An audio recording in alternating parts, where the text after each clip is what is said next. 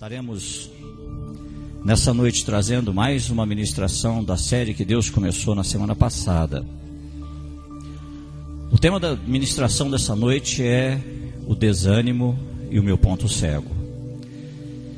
No domingo passado nós conversamos muito sobre a raiva e o nosso ponto cego. E hoje nós estaremos conversando sobre o desânimo.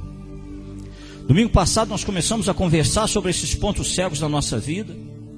E nós estamos falando dessas diferentes áreas que aparecem sorrateiramente, a gente não percebe, quando vê já estão sobre a nossa vida. E quando a gente se dá por conta, já estamos tomados, já estamos vencidos, fomos apanhados desprevenidos. Porque nós não vimos que estava chegando, não vimos que estava no caminho, não vimos. Se nós não prestarmos muita atenção, as coisas que estão nesse ponto cego da nossa vida vão nos tirar do caminho. Vão nos tirar da estrada, vão nos tirar dos nossos objetivos, dos nossos sonhos, daquilo que nós traçamos um dia para a nossa vida. E hoje nós vamos conversar sobre o ponto cego do desânimo. O desânimo acontece quando nós estamos experimentando ou vivenciando uma realidade que é diferente daquilo que nós imaginávamos. Todos nós imaginamos, idealizamos, todos nós queremos que as coisas sejam de determinadas formas. E de repente nós nos deparamos com uma realidade que é totalmente diferente daquilo que a gente esperava, ou daquilo que a gente orava. Porque nós vamos descobrir que muitas coisas não estão acontecendo daquela forma. Você ora por uma coisa e você vê que a realidade é totalmente diferente. Você tem sonhos, projetos, boa vontade, você tem tudo isso e descobre que a realidade é diferente. E quando a gente se depara com essa realidade diferente, tão diferente, nós muitas vezes somos tomados pelo desânimo. E nós desanimamos porque descobrimos que não temos controle sobre isso.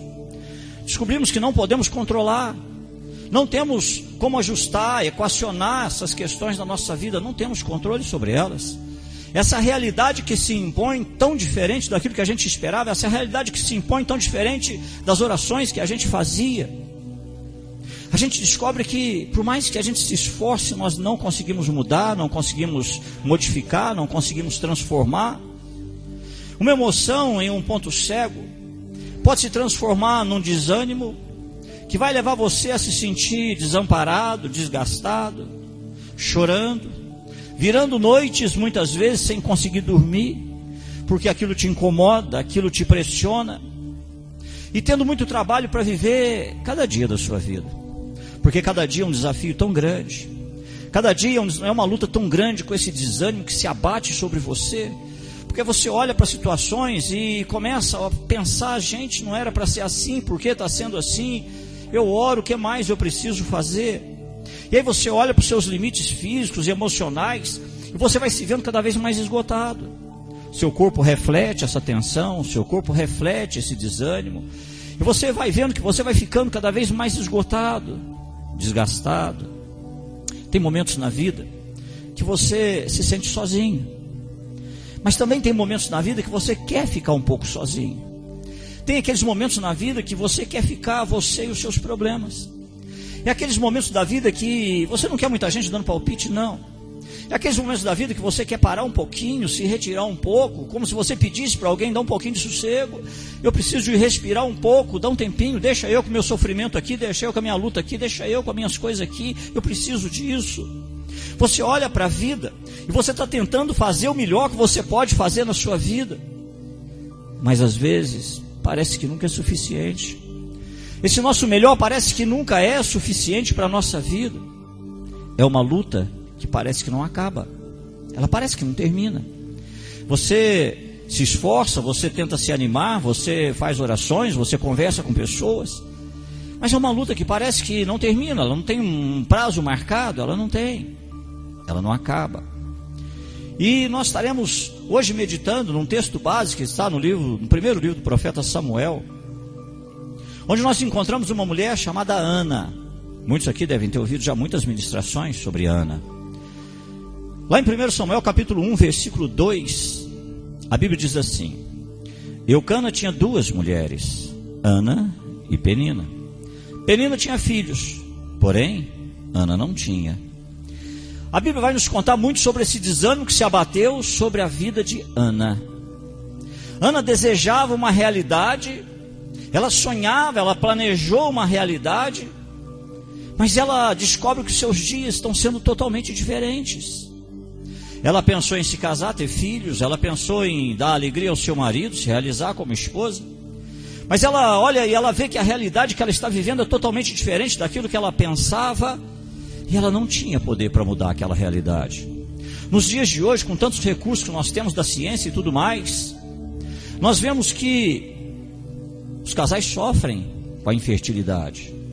Os casais correm atrás, eles vão no médico, eles olham isso, gastam dinheiro. A ciência está aí. Naqueles dias não tinha recurso. Naqueles dias não tinha como. Naqueles dias não tinha por onde apelar, não tinha o que fazer. E era uma situação que Ana olhou e falou: o que eu posso fazer sobre isso? Nasci assim, talvez esteja destinada a isso, é uma realidade que não pode mudar. Talvez hoje você esteja vivendo também uma realidade que você queria que fosse diferente. Talvez hoje você esteja vivendo uma realidade na sua vida que você queria que fosse totalmente diferente, seja às vezes na família, seja com filhos, seja no trabalho, seja com amigos, seja na tua vida espiritual, ministerial. Talvez você esteja vivendo uma realidade hoje que você queria que fosse totalmente diferente. E aí você olha, e apesar da sua boa vontade, da sua fé, você descobre que não tem nada que você pode fazer a respeito disso. Você descobre que você está na mão de outras pessoas, tendo que confiar em outras pessoas, sem saber se vai dar certo ou se não vai dar certo. E você vai lidando com isso, olhando para a sua vida, e essa situação vai deixando você desanimado. Porque você não tem controle sobre ela, não tem prazo para acabar, você não sabe se vai durar mais um dia, mais um mês, mais um ano. E isso vai atrapalhando você, porque você vai se desanimando, perdendo o ânimo da vida. Para Ana, essa era uma luta com a infertilidade. Um casal que luta com a infertilidade sabe que isso é uma luta solitária. Não é como uma doença que as pessoas sabem que você está doente. O casal que lida com infertilidade, ele sofre entre eles, sofre em casa. É o casal que conversa um com o outro e ali eles começam a lidar, e isso é sofrido, é complicado, é uma luta. E ninguém pode fazer nada sobre isso. É uma luta. É uma luta que às vezes a gente não entende. Eu falo isso porque eu com a minha esposa, nós fizemos uma maratona muito grande para podermos ter a Lívia. Foi muito difícil. Ela chorava, não engravidava. O desespero foi tão grande que ela se expôs a procedimentos arriscados. E por último, depois de esgotar tantas coisas, por último, um dos profissionais de saúde, um médico que ela foi consultar, ele falou: desce, toma uma vacina, e essa vacina você vai tomar, e vai ovular muito, e vai isso, e vai aquilo. E ela desce naquela última esperança. E eu lembro que a gente descendo as portas do lugar que vendia a vacina, já estava fechando. Ela bateu na porta, a moça abriu, e ela toda alegrinha: vou tomar a vacina.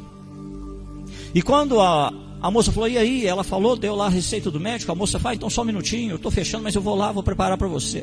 A moça foi lá, preparou. Quando a moça estava voltando, ela perguntou: mas quanto é? E ela descobriu que a gente não tinha dinheiro para pagar a vacina. E aí, ela muito sem graça, mas já chorando, ela virou para a moça e falou assim: depois eu volto. E eu lembro que ela saiu, a gente saiu, a gente ainda estava na escada, e ela chorando falou: como é que eu vou fazer?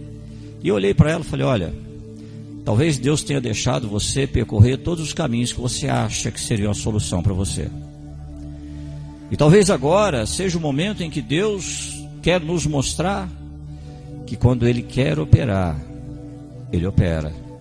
Ele pode usar os médicos ou não. Enquanto você tinha esperança nos médicos, fomos todos os lugares que o dinheiro deu para fazer. Mas agora chegou no momento que ou a gente confia em Deus, ou a gente confia em Deus. E ela chorando muito, fomos para casa. Passou mais, acho que no primeiro mês, ela engravidou. E aí eu comentava muito isso com ela. Eu falava sobre isso aqui. Como essas maratonas da vida, elas vão nos cansando, elas vão nos desanimando, dando essa sensação de impotência. E chega num ponto da vida que a gente se entristece tanto, que a gente se pergunta, e agora, o que mais eu vou fazer? E talvez seja aquele momento em que você vai descobrir que ninguém e nem você podem fazer nada. Nada, nada. Essa luta que Ana sente naquela cultura era especificamente mais desagradável, potencializada, porque naquela cultura a principal contribuição das mulheres para a sociedade e para o casamento eram os filhos. As mulheres precisavam ter filhos. Ao ter filhos, elas contribuíam com a sociedade, seus casamentos, seus maridos se sentiam honrados. E naquela cultura, essa situação de infertilidade trazia para Ana um julgamento. Porque naquela cultura, as pessoas perguntavam por quê? Por quê? Por que você não engravida? Talvez você tenha alguma coisa errada na sua vida. Talvez Deus esteja punindo você. Talvez você fez alguma coisa errada e Deus não gostou. Talvez Deus esteja contra você. Aquela cultura era assim. Seja naquela época e cultura, seja hoje, em qualquer cultura, isso ainda é verdade, irmão. Porque o desânimo tenta convencer você que Deus não está te ouvindo. O desânimo tenta convencer você de que Deus não vai operar. O desânimo tenta convencer você que Deus não está a teu favor. O desânimo faz você pensar que você não merece o favor de Deus. O desânimo faz você olhar para tantas coisas erradas na sua vida e em você, que você chega às vezes a pensar: Deus não vai responder. Deus não vai orar. E o desânimo vai tentando convencer você que essa situação é grande demais para você. O desânimo vai tentando mostrar para você e dizer para você que você não tem forças mais, que é difícil, que é grande demais, que é complicado demais. E o desânimo começa a fazer você se sentir sozinho nessa luta da sua vida. Sozinho. Ninguém pode fazer nada, e eu também não consigo, e eu vou me sentindo cada vez mais sozinho, mais solitário, mais fechado. Alguns chegam a pensar que é resultado de coisas que fizemos no passado, decisões que fizemos, de escolhas que fizemos no passado. Outros chegam a pensar que é por causa de coisas que os nossos pais fizeram, e aí nós estamos de repente colhendo os frutos dessas questões. E aí alguns começam a pensar que tem que ser assim. Tem que ser assim porque eu não tenho estrutura, tem que ser assim porque eu não consigo viver a minha fé de tal maneira. Em todos os meus anos como pastor, eu já disse que daqui a pouco o meu tempo de ministério vai alcançar a minha idade, né? Porque daqui a pouco eu vou ter 29 anos como pastor. Todos esses anos como pastor, todos esses anos, irmão, eu quero aqui abrir um pouquinho meu coração para você. O que mais me entristece, o que mais me deixa triste, e eu estou falando aqui com muita sinceridade, com muita tristeza, é ver que às vezes nós cristãos somos mais fariseus do que a gente pensa. Isso me entristece muito, irmão. Muito. Me entristece porque ao longo da caminhada, do meu ministério, da minha vida com Cristo, a gente amadurece em amor. A gente amadurece em amor. A gente cresce em amor. E eu fui vendo e fui descobrindo o quanto nós ainda carregamos um pouquinho desse farisaísmo dentro de cada um de nós. Cada um de nós é mais fariseu do que imagina. Eu já ouvi tanta coisa. Eu já vi coisas assim: pastor, mas fulano fez isso, fulano fez aquilo. Pastor, eu lidei com pessoas que até saíram da igreja. Saíram da igreja porque descobriram que quando alguém cai, eu tento trazer essa pessoa mais para perto de mim. Às vezes eu coloco aqui em cima, às vezes eu coloco pertinho de mim. E as pessoas começam a não entender muito isso. E sabe por quê que eu procuro trazer as pessoas mais para dentro da igreja e não deixá-las mais para fora? Aqui é uma igreja que não tem disciplina a nível de chegar, expor, falar isso e aquilo e acontecer. Não tem. Só que as pessoas acostumaram com esse modelo de igreja onde a vida dos outros é exposta, as disciplinas são feitas dessa maneira. Respeito as igrejas que fazem, mas aqui não funciona assim. Aqui o pastor traz para mais perto. Aqui eu deixo você pertinho de mim. Aqui às vezes eu coloco você para cantar, às vezes eu coloco você no ministério, às vezes eu dou uma liderança, Às vezes a pessoa me pergunta, pastor, mas fulano de tal está com esse problema na vida, o senhor está colocando ele? Estou, irmão. Sabe por quê? Porque essa é a maneira que eu tenho de deixar ele em contato comigo. Porque se eu não fizer assim, ele vai se afastar, vai se esfriar, ele não vai ter liberdade para me procurar, e dessa maneira ele tem que lidar comigo, eu tenho que lidar com ele, e todo dia eu tenho que perguntar para ele, e aí, como é que estão as coisas? E dali a pouco ele acha abertura para compartilhar, para pedir uma oração, para pedir um conselho. Então aqui, irmão, é diferente. Aqui ao invés de eu dizer para você, fica sentado aí. Fica sentado aí 1 mês, 2 meses. Não, aqui não. Aqui eu vou dizer para você, levanta. Vem. E às vezes as pessoas falam, pastor, mas o senhor não se preocupa com essas questões? Eu falo, não, o que me preocupa é ver como Deus tem trabalhado através do Espírito Santo, mas como o diabo também tem se levantado contra as famílias, os casamentos, como o diabo tem trabalhado para esfriar a fé das pessoas. O que me tira o sono é saber que você está com um problema na sua vida. O que me tira o sono é saber que o diabo está investindo contra a tua família, teu casamento. Isso me tira o sono. Me tira o sono demais. E às vezes as pessoas questionam muito sobre essa questão, sobre o preço que uma igreja deve pagar por uma alma. O preço que uma igreja precisa pagar por essa uma alma. E a minha consciência, então, ela começa a ficar um pouco mais tranquila. Sabe por quê, irmão? Porque ao trazer alguém para dentro da igreja, sabe por que eu faço isso? Porque eu quero que as pessoas entendam que apesar de Deus não aprovar, isso não quer dizer que Deus não quer ajudar. Apesar de Deus não aprovar comportamentos ou condutas, isso não quer dizer que Deus não queira ajudar. Isso não quer dizer que Deus queira isolar, deixar a pessoa lá, até ela aprender, pensar na vida. Não. Não quer dizer isso, irmão. Como aqui tudo que eu faço, eu gosto de mostrar onde está na Bíblia.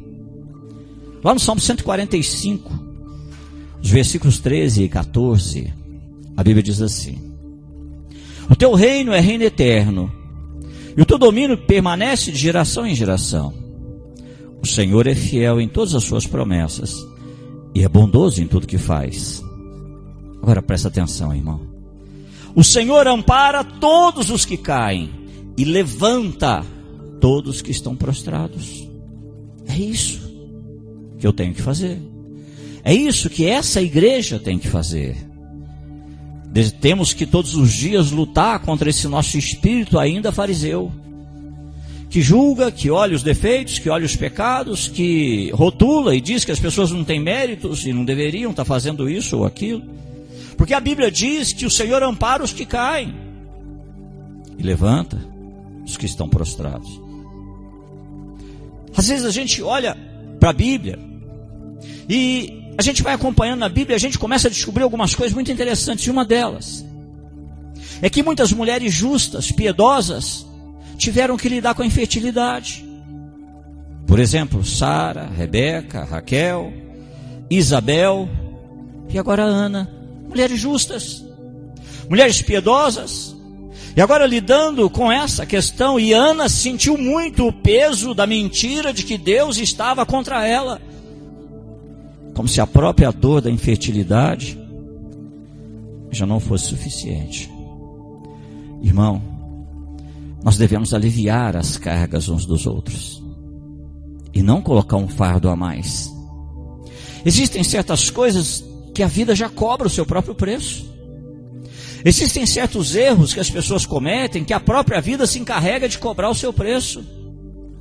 E eu nem você devemos colocar mais fardo nenhum, nem pedra nenhuma, nem peso nenhum, além do fardo que a pessoa já tem que carregar, que a vida exige, que a vida cobra.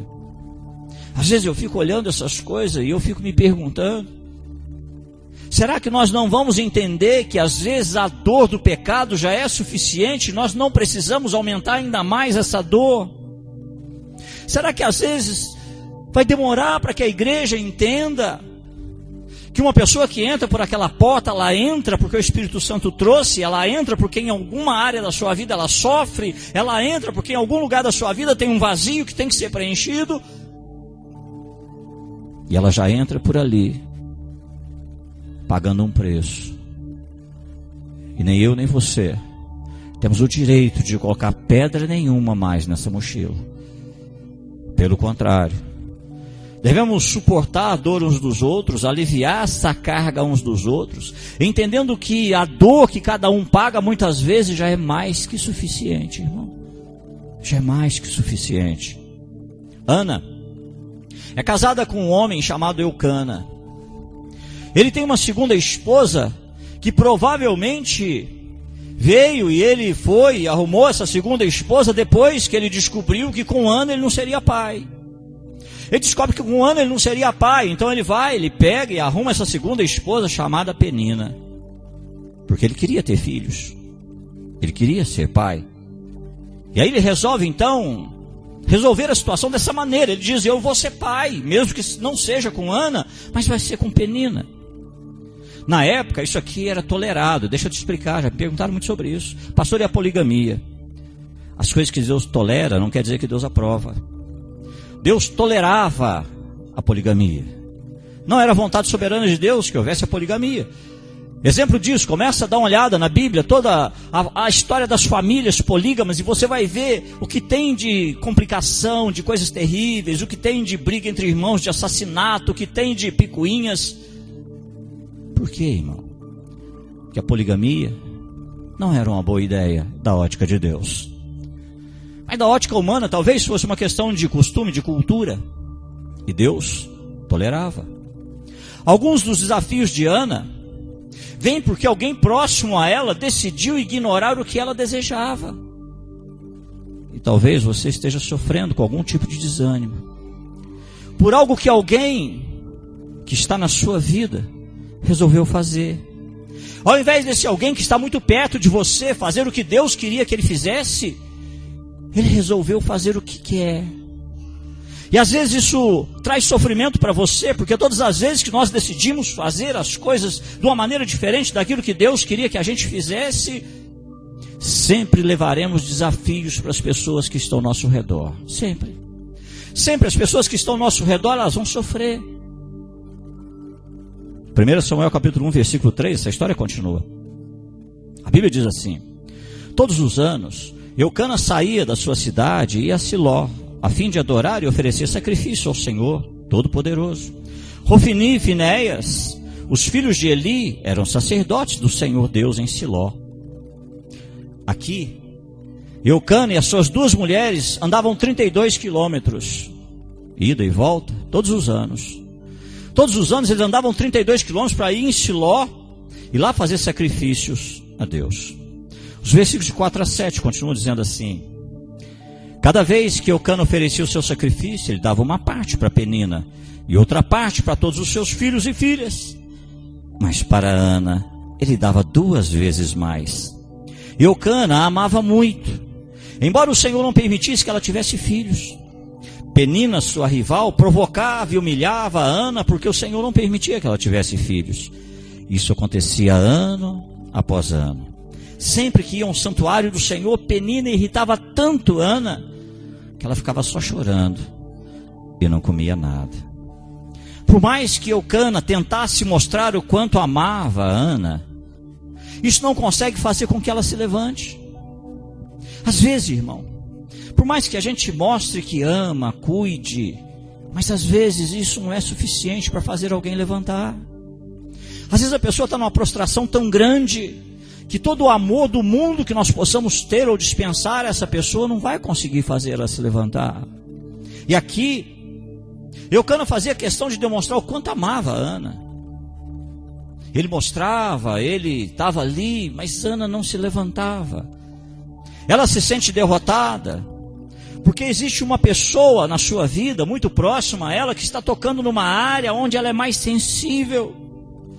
É uma mulher justa, que tem uma vulnerabilidade, é uma mulher justa, que tem uma sensibilidade, um ponto agora de fraqueza, e existe alguém muito próximo que está dificultando a vida de Ana, e não foi por um dia, não foi por uma semana, não foi por um mês, mas era ano após ano. Ano após ano, aquela vulnerabilidade na vida de Ana, aquela situação que não se resolvia na vida. Quando a gente sabe que algumas coisas têm prazo, a gente se enche de coragem. Você vai no médico, ele fala, toma esse remédio, 3 dias você está bom. Você toma seu remédio, você se enche de coragem, vai tomar seu remédio.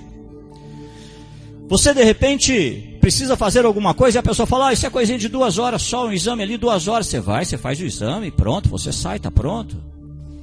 Quando a gente lida com essas questões que tem tempo determinado e depois vai passar, a gente sabe que vai passar, a gente se enche de coragem, irmão, e a gente encara. Mas existem coisas que vão durando um ano, nada muda. Passa mais um tempo, o relacionamento não muda. Passa mais um tempo, a pessoa não muda. Passa mais um tempo, a situação não muda. Passa mais um tempo e você descobre que tudo que você esperava não se realiza. Essa decepção ao longo do tempo, esse desafio que nós vamos tendo, vai transformando em desânimo. Às vezes eu converso com algumas pessoas e nesse aconselhamento eu pergunto assim, o que você quer? A pessoa fala, pastor, não sei mais o que eu quero. Eu não sei, pastor. Eu não sei mais o que eu quero. E aí eu descubro que ali a pessoa foi tomada por um desânimo, ela está desanimada, não sabe mais o que quer, se não quer, se fica, se não fica. Ana foi forçada a viver com essas constantes comparações.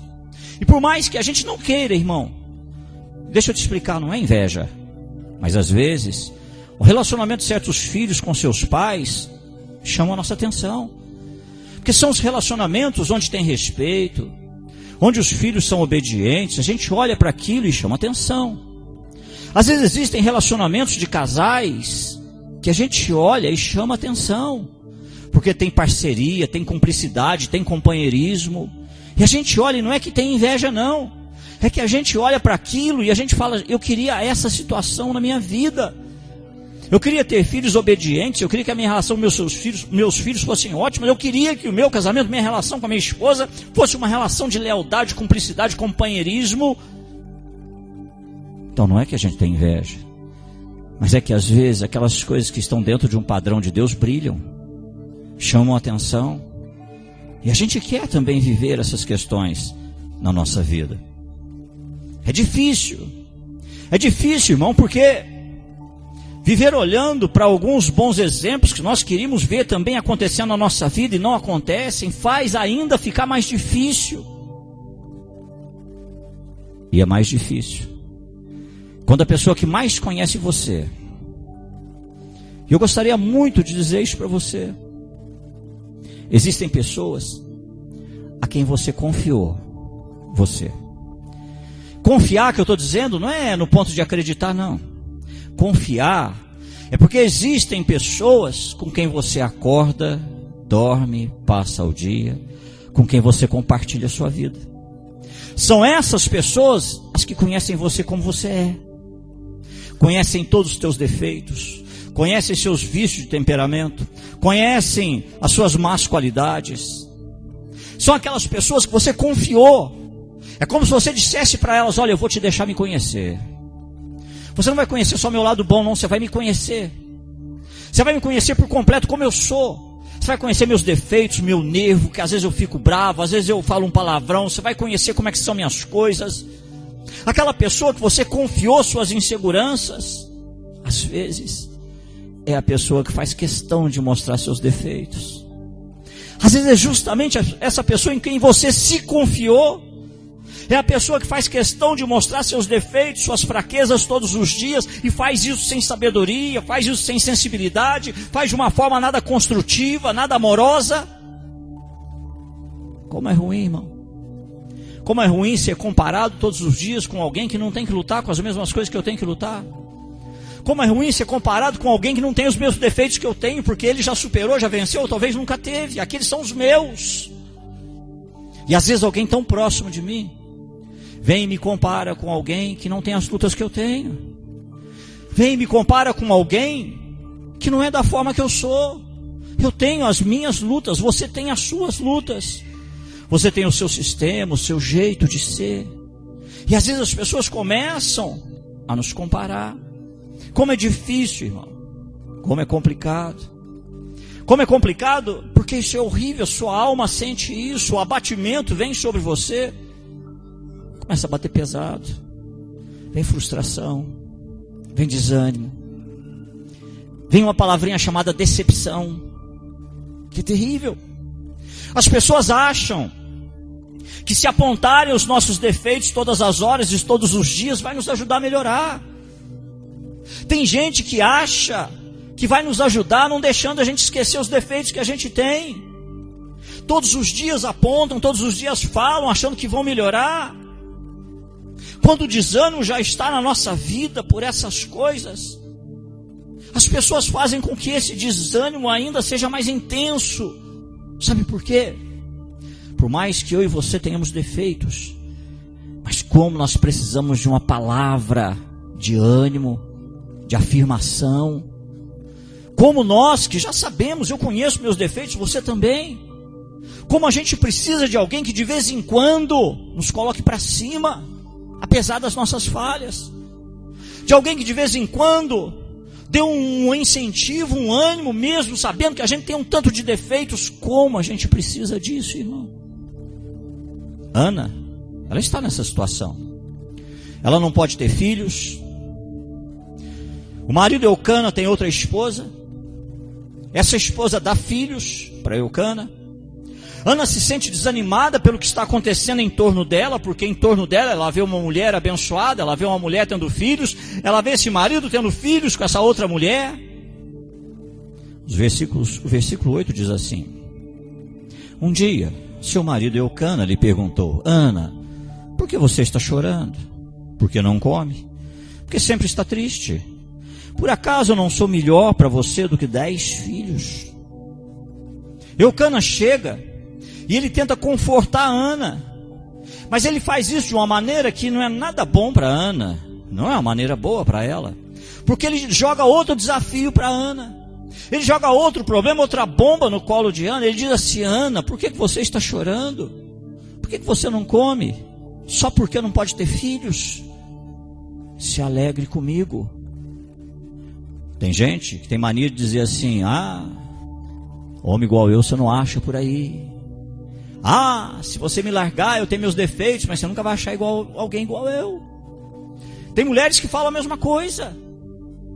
E aqui, Eucana falando: olha, o bonitão, o gostosão, aquele cara que acha que toda mulher é privilegiada por ter casado com ele, aquele cara que chega, começa a minimizar porque ele é muito importante.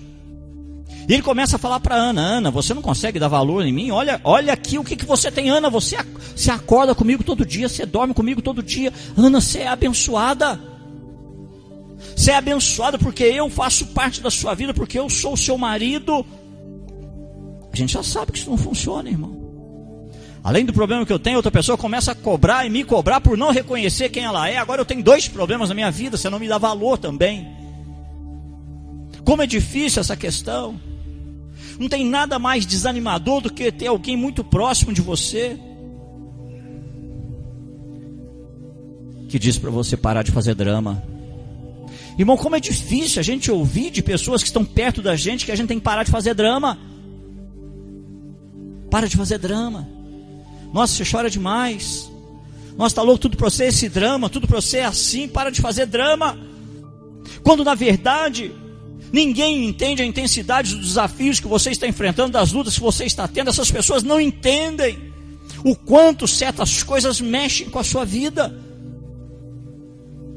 Mas não, elas gostam de dizer: para de fazer drama. Eu não aguento mais ouvir você chorar. Eu não aguento mais ouvir você reclamar. São pessoas que não entendem. E Eucana está dizendo assim: Ana, acorda para a vida. Eu, Ana, você não está vendo que eu sou a solução para todos os teus problemas? Você ganhou na loteria quando casou comigo. Sou um cara amoroso, compreensivo, gentil, todo dia junto comigo. Para de ficar sofrendo só porque não pode ter filhos. O problema de Ana não era Eucana. O problema de Ana é que ela queria ter filhos. Era esse o problema. Sabe o que faz uma esposa ou uma mãe se sentir casada, mas sozinha? É quando ela tem certas emoções e sentimentos que ela não pode sentir na própria casa. É quando ela tem certas coisas que ela não pode sentir perto do próprio marido. É quando ela tem certas questões que ela não pode vivenciar dentro da própria casa, da família, do ambiente, do lar dela. Isso faz com que ela tenha um sentimento de solidão. Existe alguém debaixo do mesmo teto, mas eu não tenho companheiro, não tenho parceiro, não tenho alguém que realmente faz parte da minha vida. São esposas casadas, mas solitárias. Você tem uma pessoa pertinho de você, mas que não consegue te aceitar, porque você ainda lida com determinadas emoções. É assim que Ana se sente. E Eucana, ele até está tentando, mas está sendo infantil. Eucana até está com boa vontade, mas ele não está sabendo se comunicar. E mesmo com as intenções que são boas, ele não percebe que está mandando muito mal. Ele não está melhorando em nada a situação de Ana, ele está piorando as coisas. O desânimo de Ana está só agravando. É muito difícil, irmão. Quando você está desanimado, você olha para o copo da sua vida, e o copo da sua vida está vazio. E aí pessoas que são próximas de você se aproximam de você. E a sua esperança é que essas pessoas que são próximas de você, esposo, esposa, filhos, pai, mãe, a sua esperança é que essas pessoas se aproximarem de você, que eles venham encher um pouco desse copo da sua vida, talvez de alegria, de motivação, talvez de ânimo. E você descobre que essas pessoas vêm, elas chegam, mas elas não têm o que é necessário para encher o seu coração novamente. E aí você se sente desiludido, desanimado, decepcionado. Nos versículos 9 e 10, Ana continua com esses sentimentos. Certa vez eles foram em Siló e tinham acabado de comer. Eli, o sacerdote, estava sentado na sua cadeira, na porta da tenda sagrada. Aí Ana se levantou aflita e chorando muito, orou a Deus, o Senhor. Quando você está nessa fase da sua vida, a única coisa que você quer, mas não consegue fazer, é se levantar. Você quer, mas não consegue fazer. E quando as pessoas chegam para lá, você tem que reagir, aquilo te mata. Porque você sabe que tem que reagir. Você sabe que tem que levantar, mas você não tem forças. Você não consegue. E ali, Ana, ela toma uma atitude que é aquela que nós não conseguimos. Quando a gente está assim, a gente não sente vontade de levantar. A gente quer ficar onde a gente está. A gente sabe que está se sentindo mal, mas não consegue se livrar daquilo. Nós olhamos aquele turbilhão de coisas acontecendo e a gente não consegue assimilar aquilo. Às vezes a gente se sente culpado, às vezes a gente se sente vítima. Ana se levanta. Ela vai para a oração chorando. E eu fico aqui imaginando essa cena. Ana se levanta já aos prantos. Ela se levanta aos prantos e ela já vai para dentro do templo, ela já vai clamando, ela já vai chorando, e ela começa a falar com Deus, e a Bíblia diz que ela ficou orando muito tempo. E eu fico aqui imaginando por que ela orou tanto tempo. Porque existem situações na vida que a gente não consegue traduzir com palavras. Existem certos sentimentos e emoções que passam dentro da gente que a gente não consegue descrever. E talvez Ana ficou ali na presença de Deus muito tempo, porque o que ela estava sentindo, ela não encontrava palavras para descrever. Se era uma aflição, se era uma dor, se era uma angústia, se era... Como você que está aqui sabe o que eu estou dizendo. Se você chegar no médico, você está com dor de ouvido, você fala, estou com dor de ouvido. Se você chegar no médico e estiver com dor de garganta, você fala, estou com dor na garganta. Mas se você chegar num psicólogo, num psiquiatra, e ele te perguntar o que você está sentindo, bobagem ele te perguntar isso. Que você vai falar, não sei. É um nó, é um aperto, é uma dor, é uma tristeza, Você vai procurando palavras. E aqui Ana, ela fica ali orando por muito tempo, porque talvez ela não encontrava as palavras que pudessem descrever o que ela estava sentindo. Você sabe o que é isso. Você lida com isso. No versículo 11, a Bíblia continua. E fez essa promessa solene. Ó Senhor Todo-Poderoso, olha para mim, tua serva, vê a minha aflição e lembra de mim. Não esqueça tua serva, se tu me deres um filho. Prometo que dedicarei a ti por toda a vida, e que ele nunca cortará o cabelo. Ana aqui não está negociando com Deus, porque quem vai negociar tem que ter alguma coisa para oferecer, e Ana não tem nada, Deus tem tudo. Aqui ela não negocia, aqui ela está propondo a Deus uma entrega. Ela está dizendo a Deus: Deus, o Senhor sabe tudo que eu mais quero na minha vida, e se o Senhor me der tudo que eu mais quero na minha vida, eu te dou de volta, eu te entrego, eu me entrego, porque isso que o Senhor vai me dar são os meus sonhos, isso que o Senhor vai me dar é tudo que eu espero na vida, e agora se o Senhor me der, eu te entrego. Não é um negócio, é uma entrega. E ela fala isso com Deus, ela está dizendo isso para Deus.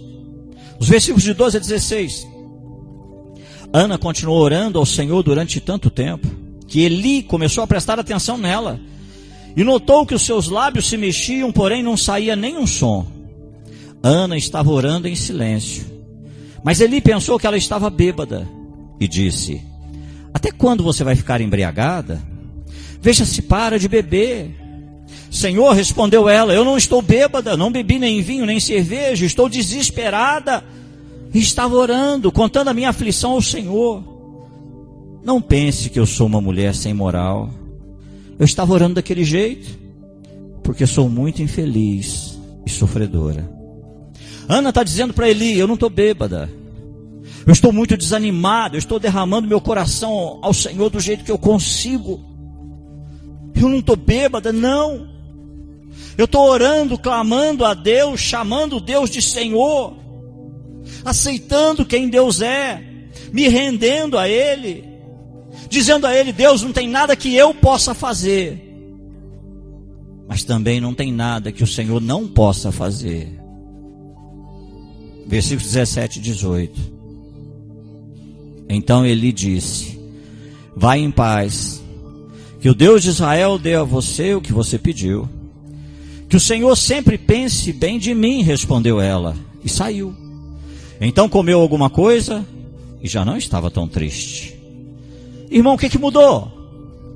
O que mudou na vida de Ana? Nada. Ela acabou de fazer uma oração, nada mudou. Ela não está grávida, não apareceu nenhum anjo conversando com ela, não teve nenhum ser espiritual ali naquela hora, não teve uma revelação, não tem nada. Mas a Bíblia diz que ela se levanta agora, as circunstâncias não mudaram, mas a Bíblia diz que ela não está triste mais. A Bíblia diz que ela não está triste, o desejo dela é aliviado. Por quê, irmão? Porque ela se levantou, ela orou, ela clamou, e ela lançou seus fardos sobre Deus, e recebeu encorajamento. Versículos 19 e 20, partindo já para o final da nossa ministração. Na manhã seguinte, Eucana e a sua família se levantaram cedo e adoraram a Deus, o Senhor. Aí voltaram para casa em Ramá. Eucana teve relações com a sua esposa Ana, e o Senhor respondeu a oração dela. Ela ficou grávida e no tempo certo deu à luz um filho, pôs o nome dele de Samuel, e explicou: eu pedi esse filho a Deus, o Senhor. Nós não sabemos, a Bíblia não diz depois de quanto tempo ela ficou grávida, mas Ana fica grávida e ela tem um filho, e ela chama esse filho de Samuel. Samuel significa do Senhor o pedir, ou ao Senhor o pedir. E Samuel, ele cresce, e assim que ele é desmamado, ela sobe ao templo. Assim que ele desmama, ela sobe, encontra novamente o profeta, o sacerdote Eli, e ela fala para Eli: lembra aquela tua serva que teve aqui? Esse é o filho que Deus me deu, e agora eu trago ele aqui, e ele vai servir ao Senhor todos os dias da sua vida. E aquele menino se torna o grande profeta Samuel, que está lá nas histórias de Davi. É esse menino, ele se torna um profeta usado por Deus. E lá no capítulo 2, já começa com Ana fazendo uma oração, que agora já não é oração de desespero mais, é uma oração de alegria. No versículo 1 do capítulo 2, ela ora assim: O Senhor Deus encheu meu coração de alegria por causa do que Ele fez. Eu ando de cabeça erguida. Estou rindo dos meus inimigos e me sinto feliz, pois Deus me ajudou. Quando você olhar para a sua vida, quando você perceber nesse ponto cego da sua vida, essa coisa chamada desânimo chegando, quando você vê nesse ponto cego da sua vida esse desânimo tomando conta de você, quando você olhar para esse desânimo e ver que não tem nada que você possa fazer, compreenda que se você se levantar, se você clamar a Deus e não negociar, mas pelo contrário, se entregar a Deus e adorar a Ele como seu Deus, você vai descobrir que o maior milagre que Ele vai fazer naquela hora é mudar o foco da sua vida. Ao invés de ficar olhando para a montanha, você vai começar a olhar para aquele que move a montanha. A maior bênção que Deus vai te dar no momento da tua angústia e aflição é te ajudar a não ficar mais encarando essa montanha intransponível, mas olhar para o Deus que vai mover essa montanha da sua vida.